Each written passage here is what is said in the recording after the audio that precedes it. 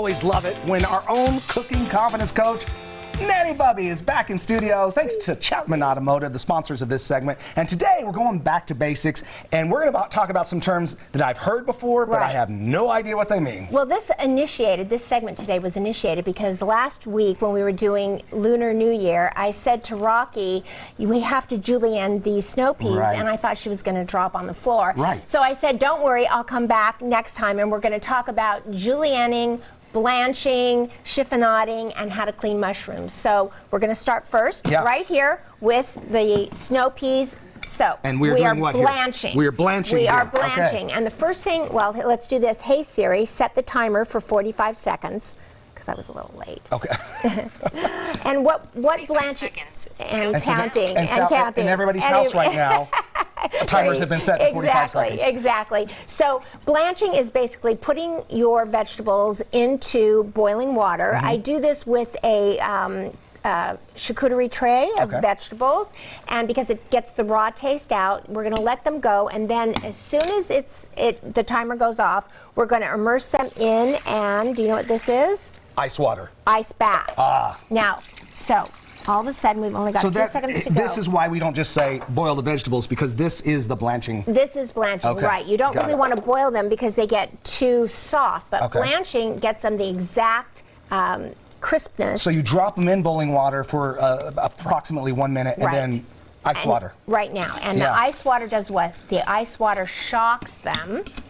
And stops them from cooking. So if you've ever taken green beans out of a strainer and just put them in a bowl, they steam on top of each other and they get overdone, overdone, overdone, and overdone. Now, so is this traumatic for the green beans? You say it shocks them. It shocks them and keeps them from cooking, right? So now they are the perfect temperature.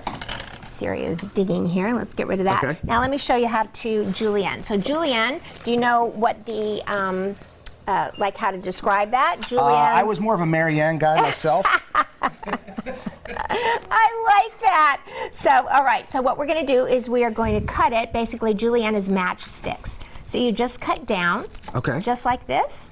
See that? So could you julienne other vegetables as well, like carrots or what? Celeries, fennel, and see how they're nice little matchsticks. Oh, nice. Okay, there you go. Okay, let's talk about cleaning mushrooms. You ever cleaned a mushroom? I have never cleaned a mushroom. Okay, so first of all, never, never, never immerse your mushrooms in water. It absorbs the water. If you go and put them into a pan to saute them, they're going to be soggy and you'll never get the water out. So this is a brush. A brush. A mushroom brush. Did you know there was such a thing? Rocky. Here you go. Rocky's giving me a thumbs up. You take that. That's another one. Long handle, short handle. Here's the mushroom. What you do is you take the brush and just look at that. Do you see the dirt coming off the top? Oh, yeah, actually, yes. And you're just, if you don't have a mushroom brush, then you take out the stem into the bowl. If you don't have a mushroom brush, very easily, whoop, there you go.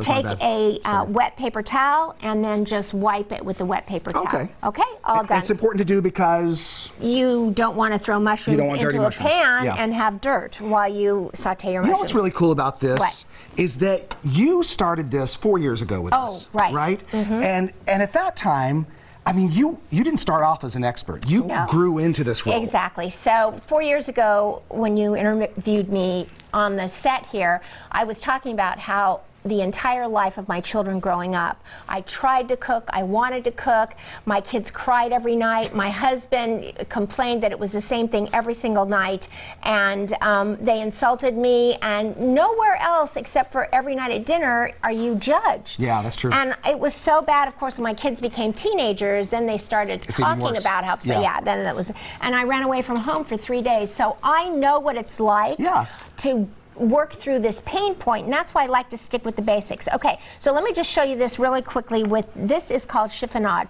This is basil. Now I just want to tell you, it must be very, very, very dry in order to chiffonade basil. So I always wash right when I get home, but if you needed to use this really fast, you wash it. You go outside because we're in the desert and it's very dry, and basically you take your arm, ready, and you just go like this, and come back into the house, and it'll be dry enough to chiffonade. That's the advantage of living here in Las Vegas, for sure. Exactly. So if you're ready, just a few seconds left. We're going to chiffonade right here like this. Chiffonade, which means ribbon. And this is your basil in ribbons. So you see that? Very nice. Okay, do we have time to ask you what this is? We don't actually, okay. But tell me anyway. It's a watermelon radish, and I'll just cut through this like this, and you'll see how beautiful it is. Ooh, that is. That's not it. No, it's not beautiful. Okay, well, that's beautiful. Okay, see, that's how well I know it. But I've learned some new things, and I love that you simplify everything. It's always good having you here. Thank you, Kendall. Great Thanks to so be much. here. Check out Nanny Bubby's Kitchen and Garden on social media and online at nannybubby.com. We also want to thank Chapman Automotive for sponsoring this segment. Rocky. I am taking notes over here, you guys.